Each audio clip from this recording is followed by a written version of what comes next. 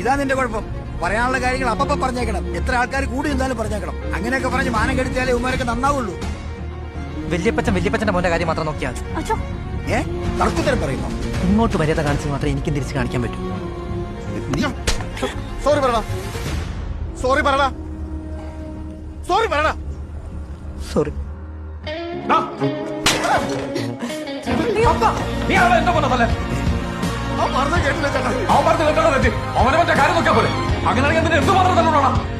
എടാ എന്തുവാണ് നല്ലൊരു ഫംഗ്ഷൻ നടക്കുന്നത് നീ ഇങ്ങനെ ആണോ? പറയേണ്ട കാര്യം എവിടെ വെച്ചാണേലും ആരുടെ മുന്നിലാണേലും പറയാം. അങ്ങനെയാണ് ഒരു കുറച്ചു മുമ്പ് നിങ്ങൾ എന്റെ അടുത്ത് പറഞ്ഞത്.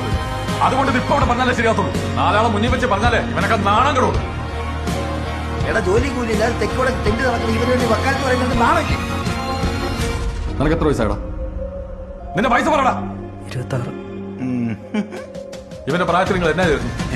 ഒന്നും ചെയ്തിട്ടില്ല. പിന്നെ നാണക്കേടിന്റെ കാര്യം, പാതിരാത്രി അയൽ വീട്ടിലെ പെണ്ണിന്റെ വീട്ടിലെ കോഴിക്കോട്ട് നിന്ന് നാട്ടുകാരെ പിടിച്ചു കെട്ടിയപ്പോ അന്ന് നമ്മുടെ അപ്പ അനുഭവിച്ച നാണക്കേടിന്റെ 1000-ലൊന്നും ഇവൻ കാരണം ഞാൻ അനുഭവിച്ചിട്ടില്ല. പിന്നെ ഒരാൾ ഉപദേശിക്കാൻ മുമ്പ് താനാണായോ എന്ന് ആലോചിക്കണം, എന്നിട്ട് ഉപദേശിക്കാൻ പറ്റണം. എന്റെ മകൻ എങ്ങനെ ജീവിക്കണം അവനറിയാം. അവൻ ആരുടെ ഉപദേശമൊന്നും വേണ്ട.